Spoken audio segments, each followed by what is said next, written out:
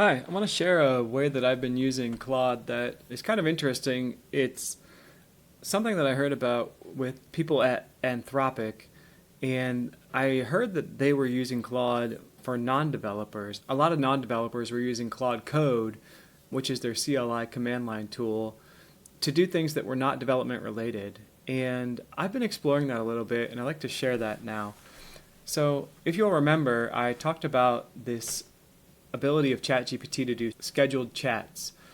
And the way that that works is you go in and you set a schedule up. So I have one here that does a nonpartisan weekly update for the White House and Congress. And it's kind of decent, and it gives me a little breakdown here. I also have this application called Vibecaster where it creates a podcast out of some news or whatever you want, from text to audio content. So what I have done is I have copied this text that ChatGPT gives me, and then what I like to do is come over to Claude now, and I created this folder, this project, and in it I have a couple of different layers here of what I call agents, which are like instructions, maybe a multi-step process of things to do. And the thing that's really nice about Claude Code is that it's sort of agentic, where it will create a to-do list for itself, work its way through it, and then give you some results in the end. And the nice thing about Claude Code is because it's local on your computer, it's just a NPM package that you install. It can work on your file system, and it has access to a lot of different tools, anything that you can get to from the command line. So you can see here at the end, I tell it to write its output to users David Haig downloads. And then I've got a number of these kind of like workflows in here. This is my news podcast one, so we'll work on that one for now. But I also have things in here like scripts. I often would have Claude write Python scripts or other scripts to do small tasks.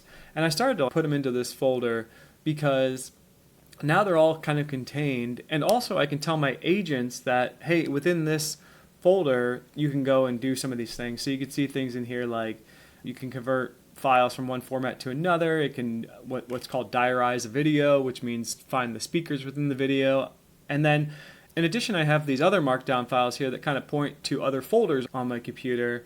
So for instance, media transcribing, I have another folder called MP4 transcriber, and that has a more robust set of tools inside of it. So you can see I've given it instructions about how to use that tool. So again, I can reference those tools and those scripts from these agents at the top here. So that's how I've structured this folder, where I've got my agents, which are just markdown files that can do multi-step things, and I can give it access to different folders and whatnot. I've got my scripts here that are short Python scripts that can do certain things. And then I've got my tools, which are like links to other tools that I've built. So by doing this now, I can do things like this. So previously I copied the news that came from this scheduled task from ChatGPT. What I'm going to do here now is I'm going to say, here is some news from a scheduled job. I want you to take this news and use the instructions in, and I can do this at syntax here to mention a file. So now I'm going to mention the agent file. So use the instructions in newspodcast.md to create a podcast transcript. And then I'll just hit Control V to paste, and that was all of the news that I gathered from that ChatGPT scheduled task. So I'll hit enter here.